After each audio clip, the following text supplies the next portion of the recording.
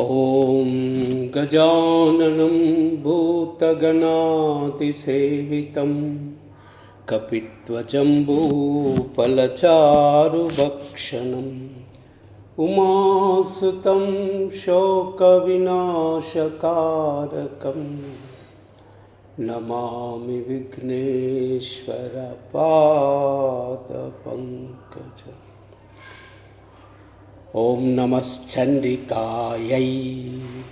अस्य श्रीचंडीकवचस्य ब्रह्मा ऋषिः अनुष्टुप् छन्दः चामुण्डा देवता अंगन्यासोक्तमातरो बीजम् नवावरणो मंत्रशक्तिः दिग्बन्धदेवता तत्त्वं श्रीजगदम्बा प्रीत्यर्थं सप्तशती पाटंगत्वेन जपे विनियोगः।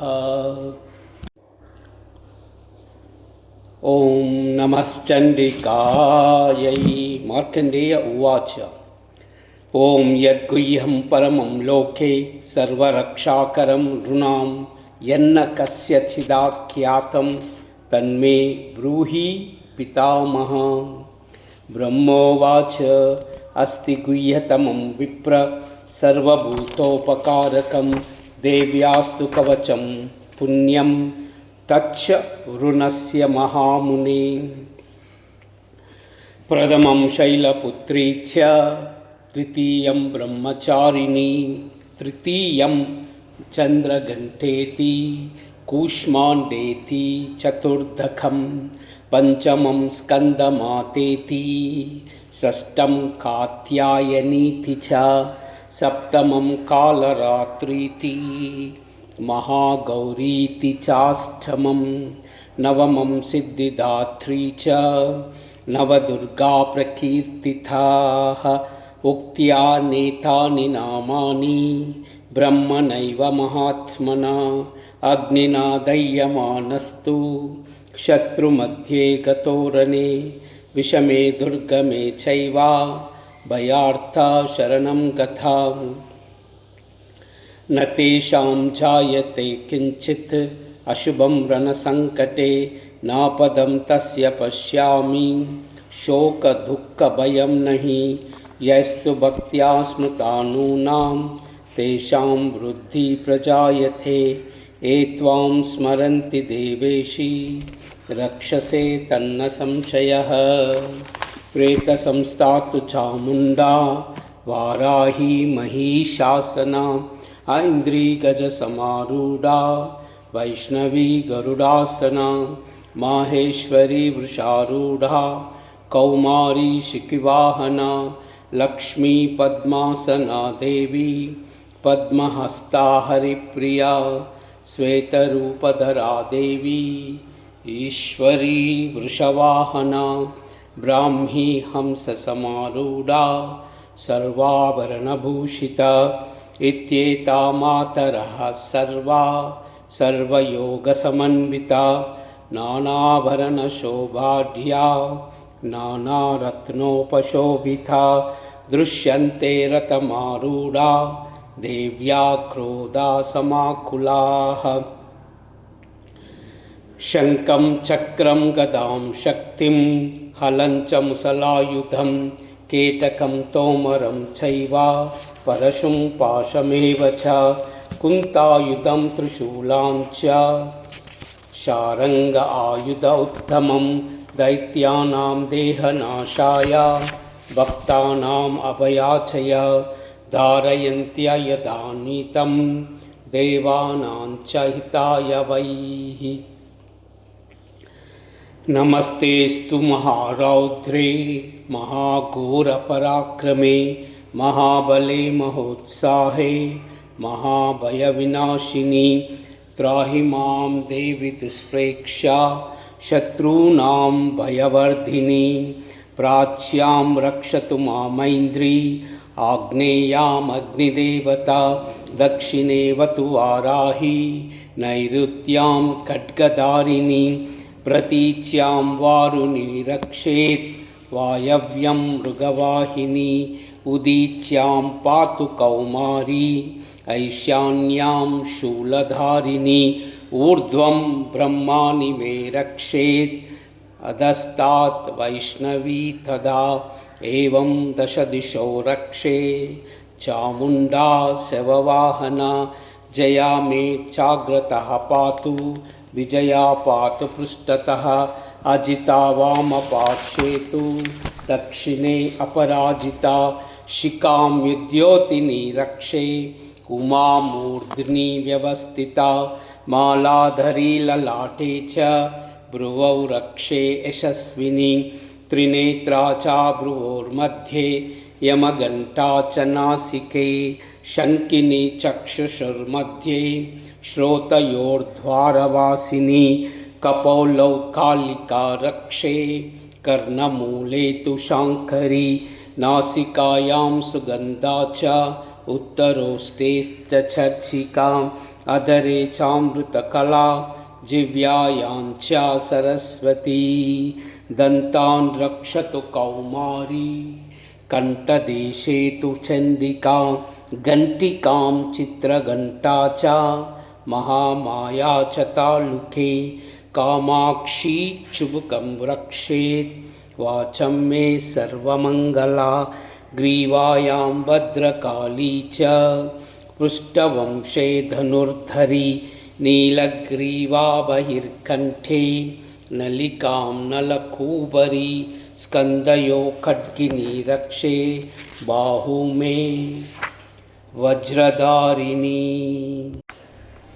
हस्तयोर्दण्डिनी रक्षेत् अम्बिका चाङ्गुलीषु च नकाञ्चूलेश्वरी रक्षे कुक्षौ रक्षे कुलेश्वरी स्तनौ रक्षे महादेवी मनः शोकविनाशिनी हृदये ललिता देवी उदरे शूलधारिणी नाभौ चौकामिनी रक्षेत् गुह्यं गुह्येश्वरी तदा पूतना कामिका मेढ्र्यं गुदे महिषवाहिनी कट्यां भगवती रक्षेत् जानुनी विन्ध्यवासिनी जङ्गे महाबला रक्षे सर्वकामप्रदायिनी गुल्फयोर्नारसिंही च पादपृष्ठे तु तैजसी पादाङ्गुली श्रीरक्षेत्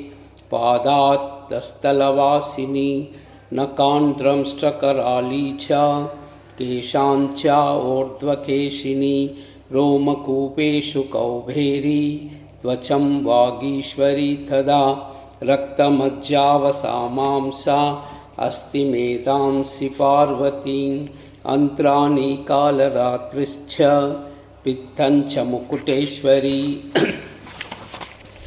पद्मावती पद्मकोशे कफे चूडामणि तदा ज्वालामुखी नखज्वाला मभेद्या सर्वसन्दिषुः शुक्रं ब्रह्माणि मे रक्षेत् छायां चत्रेश्वरी तदा अहङ्कारं मनोबुद्धिं रक्षेन् धर्मधारिणी प्राणो प्राण तदा व्यानम् उदानं च समानखं वज्रास्तामि रक्षेत् प्राणं कल्याणशोभना रसरूपे च गन्धे च शब्दे स्पर्शे च योगिनी सत्वं रजस्तमश्चैव रक्षे नारायणी तदा सदा आयुरक्षतु वाराही धर्मं रक्षतु वैष्णवी यशः कीर्तिं च लक्ष्मीं च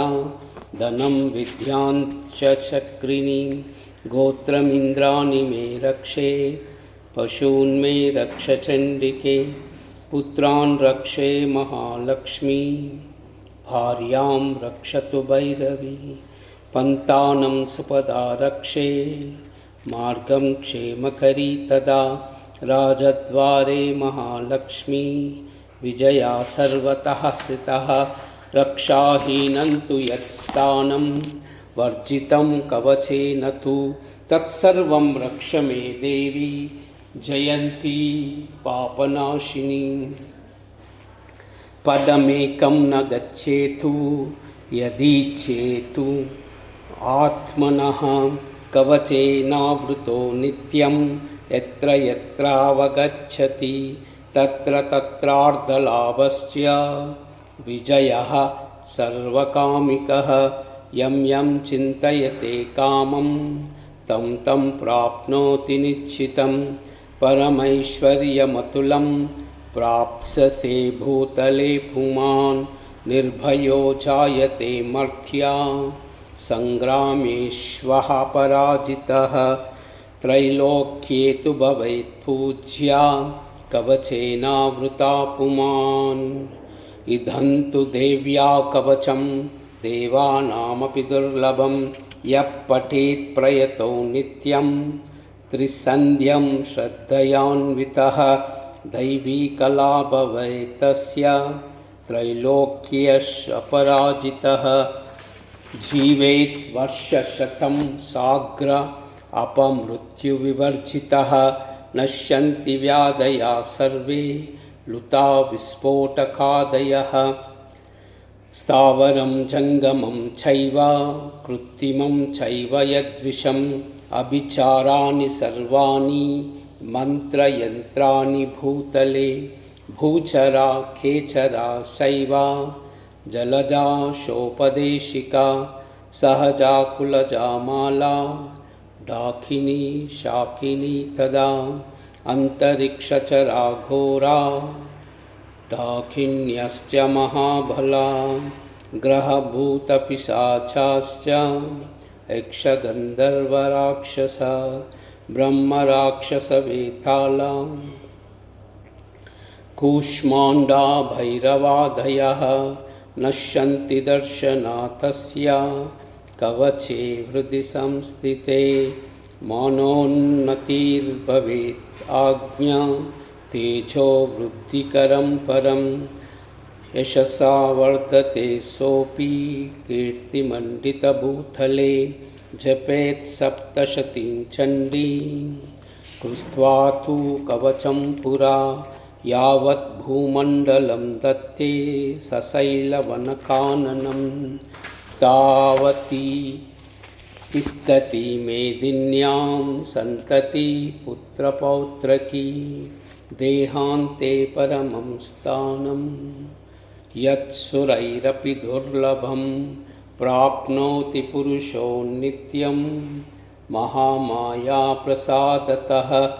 लभते परमं रूपं शिवेन सह मोदते। इति वराहपुराणे हरिहरब्रह्मविरचितं देव्या कवचम्। ॐ